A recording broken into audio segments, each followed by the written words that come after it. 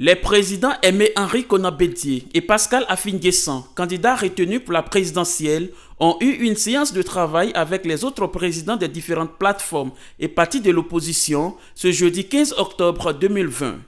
À l'issue de cette rencontre, les candidats Aimé-Henri Konan Bédié et Pascal Affi-N'Guessan ont solennellement appelé leurs militants à empêcher la tenue des élections tant que les conditions ne sont pas réunies. Chers amis journalistes, je voudrais vous remercier de votre présence massive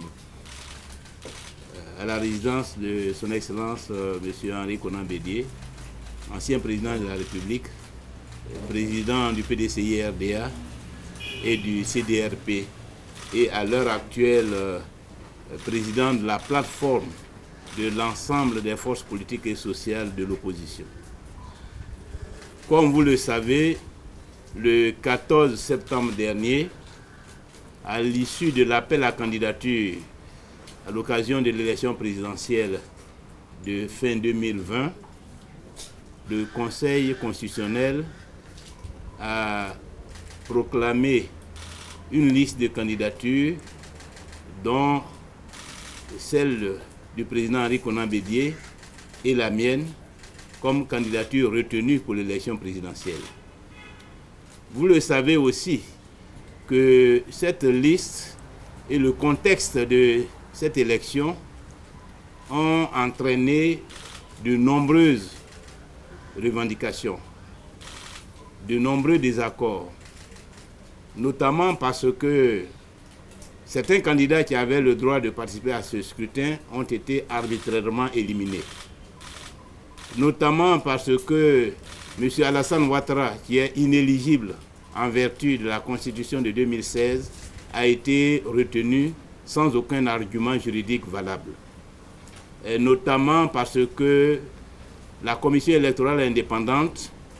est à l'heure actuelle monocolore, puisque l'opposition n'y siège pas. Elle est caduque parce que la Cour africaine des droits de l'homme et des peuples, par différents arrêts, a indiqué clairement que cette commission électorale indépendante ne répond pas aux critères internationaux et qu'elle doit être réformée avant toute élection. C'est un acte de justice qui s'impose à la Côte d'Ivoire parce que la Côte d'Ivoire est signataire de la Charte africaine des droits de l'homme et des peuples, est tenue d'exécuter toutes les décisions, tous les arrêts rendus par cette institution. Notamment ensuite parce que le Conseil constitutionnel, à travers la décision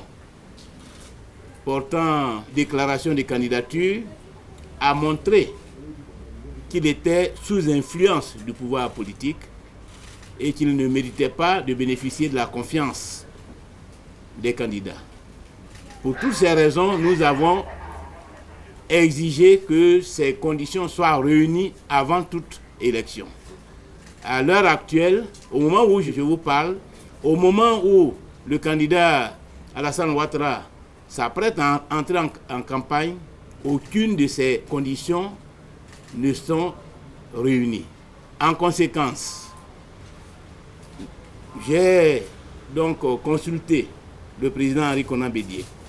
et ensemble, en tant que candidat retenu, nous avons décidé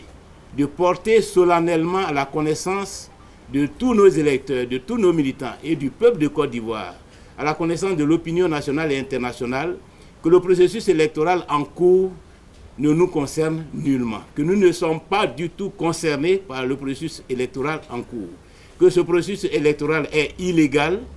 parce qu'il ne répond nullement à aucun critère international et que nos militants, comme les électeurs ivoiriens, doivent s'abstenir de participer tant en ce qui concerne